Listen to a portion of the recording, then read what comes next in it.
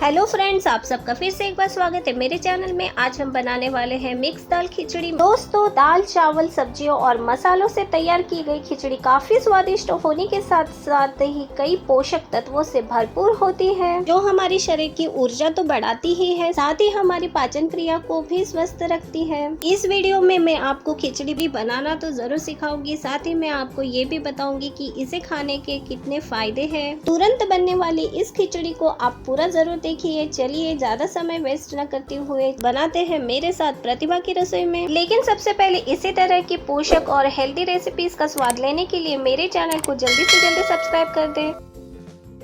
खिचड़ी बनाने के लिए हमने गैस पे कुकर को रखा है। कुकर में हम 2 से 3 टेबलस्पून ऑयल डाल देंगे। ऑयल की जगह आप घी का भी यूज कर सकते हैं। अब हमें इसमें 3 से 4 टुकड़े दालचीनी के डालने हैं। साथ ही हमें इसमें 8 से 10 दाने काले मिर्च के भी डालने हैं। काली मिर्च का पाउडर भी आप इसमें डाल सकते हैं। अब हम इसमें एक छोटा बारीक कटा हुआ प्याज डालेंगे और साथ ही हम इसमें डालेंगे एक छोटी बारीक कटी हुई मिर्ची। साथ ही हम इसमें डालेंगे 2 चम्मच अदरक और लहसुन का पेस्ट। सभी चीजों को हम ऑयल में हल्का सा ब्राउन कलर का होने तक अच्छी तरह से चम्मच को घुमाते हुए भून लेंगे। ऑयल में प्याज का कलर थोड़ा सा चेंज होने के बाद हम इसमें एक बड़ा बारीक कटा हुआ टमाटर डाल देंगे। हल्दी हमें इसमें 1 टेबलस्पून डालना है। एक छोटी कटोरी बारीक कटा हुआ बीटरूट हम इसमें डाल देंगे और साथ ही इसमें हम एक छोटी बारीक कटी हुई गाजर को भी डालेंगे। ऑयल में इन सब चीजों को मिक्स करते हुए 2 से 3 मिनट के लिए पकाएं। दोस्तों, इस तरह की खिचड़ी खाने के कई फायदे हैं। उनमें से एक फायदा तो ये भी है, प्रेगनेंसी में अक्सर एसिडिटी या अपचन की शिकायत होती रहती है। ऐसी स्थिति में ये खिचड़ी खाना काफी फायदेमंद हो सकता है। चलिए अब हमें इसमें एक छोटी कटोरी दही डालना है। तकरीबन इसमें हमने 3 से 4 चम्मच दही डाला है। दोस्तों, दही खाना बहुत अच्छा होता है, जो पेट की गर्मी को कम करता है और पेट को ठंडक मिलती है। चलिए अब हमें इसमें एक छोटी कटोरी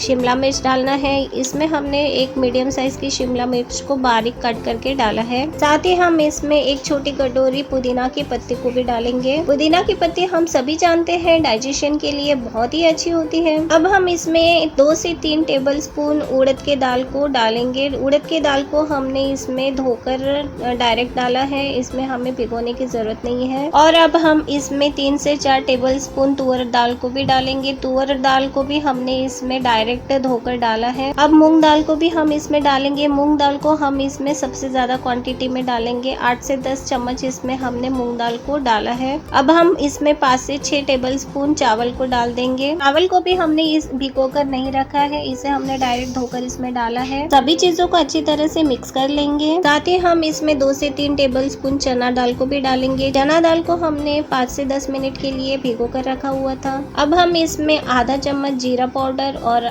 1 से 1.5 चम्मच हम इसमें नमक डाल देंगे। हमने अभी सभी चीजें इसमें डाल दी है। इन सब चीजों को हम अच्छी तरह से मिक्स कर लेंगे और इसमें जो अब हम पानी डालने वाले हैं दोस्तों, वो पानी हमें ठंडा पानी बिल्कुल भी नहीं डालना है। पानी को हम बॉईल करके ही इसमें डालेंगे। गर्म पानी डालने से खिचड़ी भी बहुत जल्दी पक जाएगी और साथ ही जो खिचड़ी है वो बहुत सॉफ्ट भी बन जाएगी। यहाँ पे मैं खिचड़ी में 3 बड़े ग्लास पानी डाल रही हूँ, यानी पूरा फूल भर के पानी मैंने पहले से ही एक बर्तन में अलग से गर्म करके रखा हुआ था। पानी डालने के बाद कुकर के ढक्कन को हम बंद करके 4 से 5 सीटी आने देंगे। अब हम कुकर को 15 मिनट के लिए मीडियम हाई फ्लेम पर पकने के लिए रख देते हैं। 15 मिनट के बाद हमारी खिचड़ी बिल्कुल खाने के लिए रेडी है। एक साथ कई पोषक तत्वों से भरपूर इस खिचड़ी को घर में एक बार जरूर ट्राई करें। खिचड़ी को अचार, पापड़ और घी डालकर थाली में परोसें और अपने कमेंट्स मेरे साथ जरूर शेयर करें। रेसिपी पसंद आने पर लाइक करना और शेयर करना बिल्कुल भी ना भूलें। इसी तरह की पौष्टिक और स्वादिष्ट रेसिपीज को मैं आपके सामने लेकर आती रहूंगी। उसके लिए चैनल को सब्सक्राइब करें और बाजू में जो बेल आइकन है उसको भी प्रेस कर दें, ताकि आने वाली नई रेसिपीज की नोटिफिकेशन आपको मिलती रहे। इसी तरह की स्वादिष्ट और नई रेसिपी के साथ प्रतिभा की रसोई में फिर मिलेंगे। तब तक बाय फ्रेंड।